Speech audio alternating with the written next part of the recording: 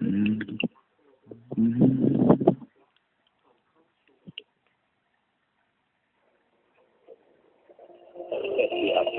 Nachrichten. 23. Athen, vor der griechischen Küste, machten noch immer Passagiere der Raubmann einer Fähre gerettet zu werden. Der Autofährer noch klein Krieg war am Frühmorgen ein Feuer ausgebrochen und der Bund auf uns da. Die italienische Küstenwache mitgeteilt, dass ein Passagier totgeworfen wurde. Auf dem Schiff waren auch 18 Deutsche, ob sie noch an Bord sind, ist bekannt. Laut der für das Schiff zuständigen Chartergesellschaft ist die Lage mittlerweile unter Kontrolle. Es gebe kein Feuer mehr, sondern nur noch Rauch. Unabhängig bestätigte diese Informationen bisher nicht. Washington, US-Präsident Obama hat mehr als 2200 in Afghanistan getötete Soldaten gegeben.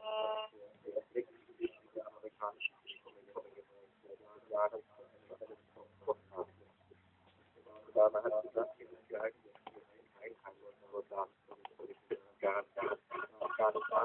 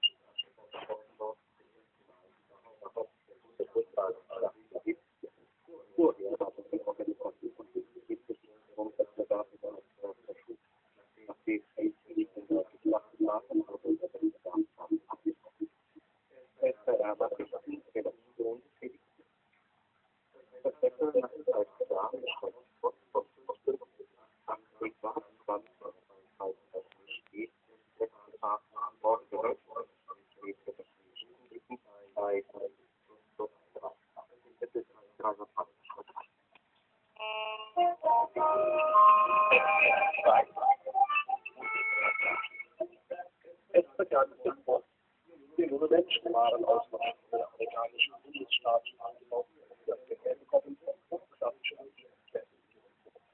einer dieser Studenten, der bei großen Kommilitonen unter den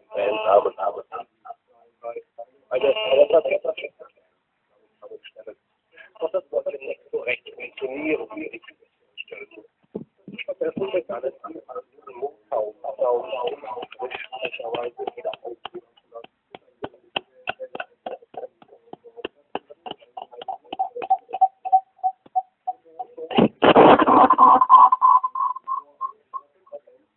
Anna.